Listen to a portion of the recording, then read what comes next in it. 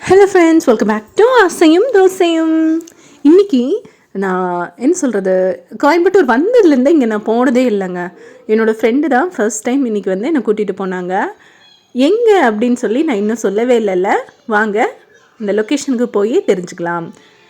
பார்த்த உடனே நீங்கள் புரிஞ்சிருப்பீங்க, இது ஏதோ ஒரு திருவிழா அப்படின்னு சொல்லிட்டு. ஆமாங்க, இது ஒரு திருவிழா தான். அதுவும் ரொம்ப ரொம்ப ஃபேமஸான திருவிழா. இன்றைக்கி பார்த்தீங்கன்னா கோவை மக்கள் நிறையா பேர் வந்து இந்த இடத்துல தான் அசம்பிள் ஆகிருப்பாங்க. அவ்வளோ ஒரு ஃபேமஸான திருவிழா. என்ன ரொம்ப பில்டப் கொடுத்துட்ருக்கேன் அப்படின்னு பார்க்குறீங்களா? வாங்க எங்கேன்னு பார்த்துடலாம். பார்த்தோன்னே கண்டுபிடிச்சிருப்பீங்கன்னு நினைக்கிறேன். கோணியம்மன் கோவில் தேர் திருவிழாங்க தாங்க. இதுக்கு தேர் சூப்பராக ரெடியாகி நின்றுட்டு இருந்ததுங்க.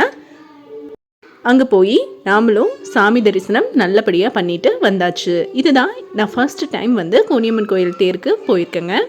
சாமியெல்லாம் பார்த்து முடிச்சுட்டு அப்படியே விண்டோ ஷாப்பிங் பண்ணலாம் அப்படின்னு தான் ஸ்டார்ட் பண்ணோம்.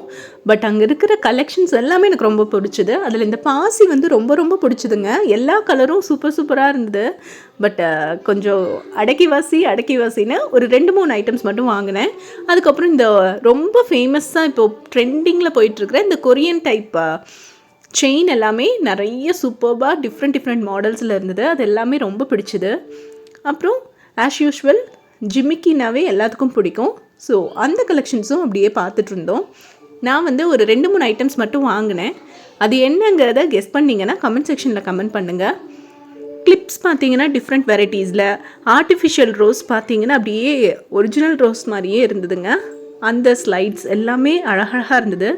அது போக குட்டி குட்டியாக வந்து இப்போ பாண்டா சாம்ஸு, பட்டர்ஃப்ளை சாம்ஸு அந்த மாதிரி எல்லாம் வச்சு இயரிங்ஸும் வந்திருந்தது. அதுவும் பார்க்க ரொம்ப அழகாகவும் யூனிக்காகவும் இருந்ததுங்க. கோவை திருவிழாவில் வந்துட்டு பர்ச்சேஸ் போடலன்னா எப்படி?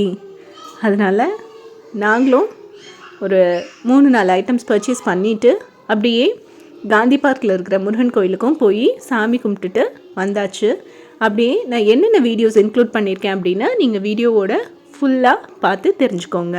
உங்களுக்கு இந்த வீடியோ பிடிச்சிருந்ததுன்னா லைக் பண்ணுங்கள், ஷேர் பண்ணுங்கள், மறக்காமல் நம்ம அசையும் தோசையும் சேனலை சப்ஸ்கிரைப் பண்ணுங்கள். தேங்க்யூ ஃபார் வாட்சிங். பாய், see you.